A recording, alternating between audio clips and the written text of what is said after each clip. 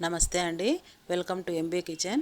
ఈరోజు నేను సంవత్సరం అంతా రుచి తగ్గకుండా ముక్క మెత్తపడకుండా కమ్మటి సువాసనతో కొత్త ఆవకాయ ఎలా పెట్టాలో చూపిస్తానండి.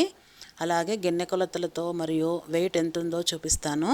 ఎందుకు చెప్తున్నానంటే మనము అన్నీ కరెక్ట్గా వేసుకుంటేనే కదా ఆవకాయ సంవత్సరం పాటు నిల్వ ఉంటుంది.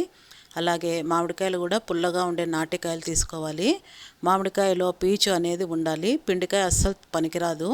పిండికాయ అయితే 2 నెలలకి ముక్క మెత్తబడుతుంది. లాస్ట్ ఇయర్ కొత్తగా ఛానల్ పెట్టినప్పుడు ఆవకాయ వీడియో పెట్టాను. మంచి రెస్పాన్స్ వచ్చింది. ఇలాగే సపోర్ట్ చేస్తారనుకుంటున్నాను. మామిడికాయ ముక్కలు వచ్చేసి ఇక్కడ 2.5 కేజీ తీసుకున్నానండి. ఇక్కడ నేను చూపిస్తున్నా కదండి, టెంక మీద పేపర్ లాగా ఉంటుంది, అది తీసేసుకోవాలన్నమాట. దానివల్ల ఏమి ఉపయోగం ఉండదు. కొంచెం ఫ్యాన్ కింద పెట్టామంటే అదే వచ్చేస్తుంది. ఇలా పెద్ద పెద్ద ముక్కలుగా కొట్టుకున్నాను. కాయలు తీసుకొచ్చి కడిగి బాగా ఆరబెట్టేసి ఇలా ముక్కలుగా నేనే ఇంట్లో కొట్టుకున్నానండి. నేను పెద్ద గిన్నెలో కలుపుతున్నానండి, ఈజీగా ఉంటుందని. ఇక్కడ నేను చూపించే విధంగా కొలత కోసం ఒక గిన్నె తీసుకొని మొత్తం ముక్కలు కొలుచుకోవాలి. నాకు 4వ గిన్నెకు కొంచెం తక్కువ వచ్చాయి ముక్కలు. కొలిచేటప్పుడు బాగా ఒత్తాలండి నిండుగా. అదే గిన్నెతో ఎండబెట్టి పొడి కొట్టిన రాళ్ళ ఉప్పును ముక్కల గిన్నె తూకంలో వచ్చేసి 500 గ్రాములు ఉంది. ఆవాల పొడి ఎండబెట్టి పొడి కొట్టినదే ఇది ముక్కల గిన్నె, ఇది 300 గ్రాములు ఉంది. మెంతిపొడి వచ్చేసి 3 స్పూన్లు అంటే 40 గ్రాములు ఉంది. ఇంకా నెక్స్ట్ కారం పొడి వచ్చేసి ఇది బేడికాయలు బళ్ళారికాయలు బాగా ఎండబెట్టి కలిపి మిషన్ ఆడించినదండి. కారానికి కారము, కలర్కు కలర్ ఉంటుందనేసి 2 కలిపి ఆడిచ్చాను. ఇది ముక్కాలు గిన్నె వేస్తున్నాను. తూకంలో 350 గ్రాములు ఉంది. పసుపు వచ్చేసి ఒక చిన్న స్పూను, అన్నీ కలిసేలా కలుపుకోవాలి. ఇవన్నీ బాగా 2 రోజులు ఎండబెట్టి పొడి కొట్టినదండి.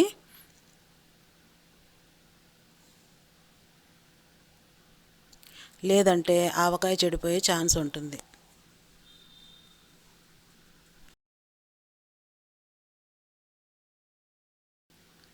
కలుపుకున్న ఈ పొడిని మామిడికాయ ముక్కలకు అంతా పట్టేలాగా కలపాలి. కలుపుతూ ఉండగానే మామిడికాయ ముక్కల్లో నుంచి నెమ్మొచ్చి ముద్దలాగా అవుతుందన్నమాట.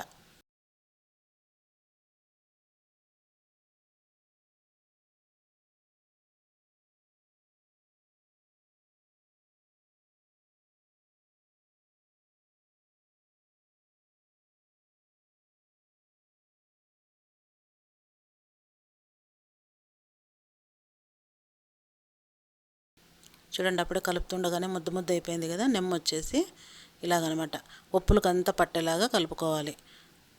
1 గంట తర్వాత నూనె కలుపుకోవాలి. ఇక్కడ నువ్వుల నూనె వాడుతున్నానండి. ఇదైతే బాగా టేస్ట్ బాగుంటుందనేసి నేను చూపిస్తున్న ఈ కంపెనీ వాడుతున్నాను. ఇది 1/2 లీటర్ బాటిల్ అనమాట. ఫస్ట్ 2 వేసాను, కలుపుతుంటే మరీ 1/2 లీటర్ వేసాను. మొత్తం 1.5 లీటర్ పట్టిందండి కలుపుకోవడానికి. ఇలాగంతా పైకి కిందికి అనుకుంటూ మొత్తం కలిసేలా కలుపుకోవాలి. నెక్స్ట్ వచ్చేసి ఇప్పుడు ఒలిచిపెట్టుకున్న వెల్లుల్లి రెబ్బలు వేస్తున్నాను. మీకు ఇంకా గుజ్జుగా కావాలనుకుంటే గిన ఊరగాయలో ఆవపిండి ఇంకో 50 గ్రామ్స్ ఎక్స్ట్రా వేసుకోవచ్చు అనమాట.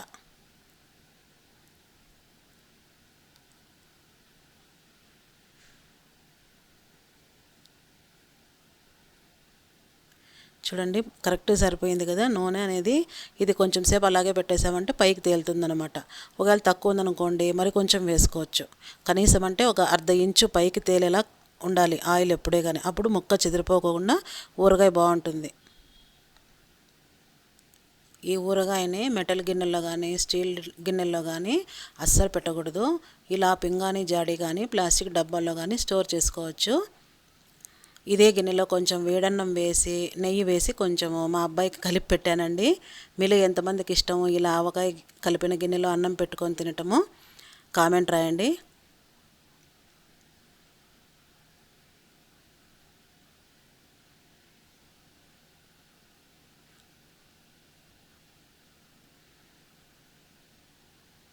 ఎంత రుచిగా ఉంటుందంటే గుమగుమలాడుతుందండి, చాలా బాగుంది.